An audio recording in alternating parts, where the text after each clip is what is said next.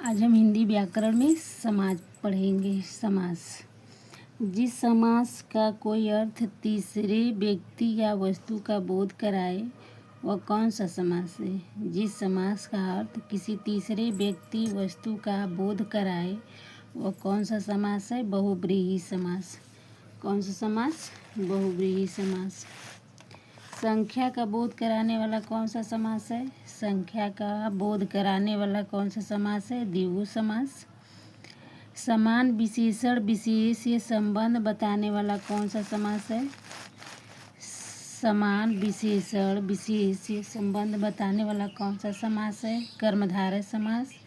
समान विशेषण विशेष संबंध बताने वाला समास कौन सा है। कर्मधारय समास।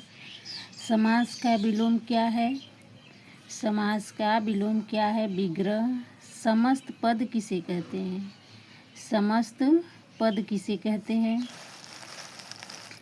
समास से बने नए शब्द को समस्त पद कहते हैं। समास से बने समस्त पद किसे कहते हैं। समास से बने नए शब्द को समस्त पद कहते हैं। विग्रह किसे कहते हैं।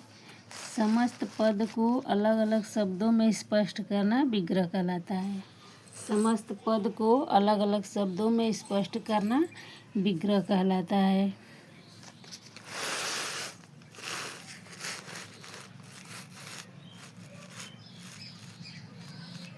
राजपुत्र किस समास का उदाहरण है। राजपुत्र किस समास का उदाहरण है। तत्पुरुष समास।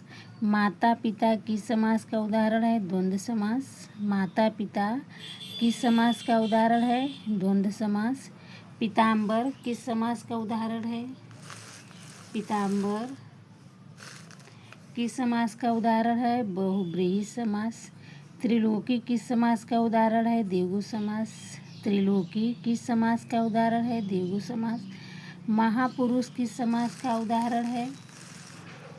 महापुरुष किस समास का उदाहरण है। कर्मधारय समास। महापुरुष किस समास का उदाहरण है। कर्मधारय समास। प्रतियोगी परीक्षाओं में समास से क्या पूछा जाता है। प्रतियोगी परीक्षाओं में समास से क्या पूछा जाता है। समास के भेद, संस्कृत, समस्त पद और विग्रह। समास के भेद, समस्त पद और विग्रह। समास किसे कहते हैं। समास किसे कहते हैं। दो या दो से अधिक शब्दों के संक्षिप्त रूप को समास कहते हैं।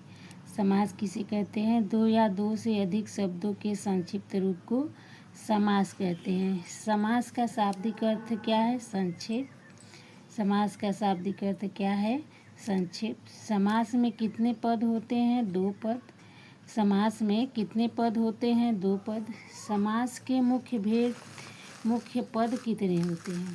समास के मुख्य पद कितने होते हैं। 6। समास के 6 भेद कौन कौन से हैं।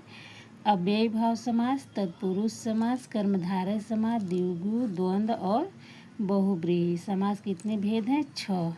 अव्ययी भाव समास, तत्पुरुष समास, कर्मधारय समास, द्विगु समास, द्वंद्व समास और बहुव्रीहि समास। जिस समास में पहला पद प्रधान होता है वह कौन सा समास है। अव्ययी भाव समास। जिस समास में पहला पद प्रधान होता है वह कौन सा समास है। अव्ययी भाव समास। जिस समास में दूसरा पद प्रधान होता है वह कौन सा समास है। तत्पुरुष समास। जिस समास में दूसरा पद प्रधान होता है कौन सा समास है। तत्पुरुष समास।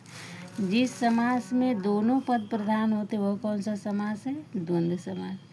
जिस समास में दोनों पद प्रधान होते हैं वह कौन सा समास है। द्वंद्व समास।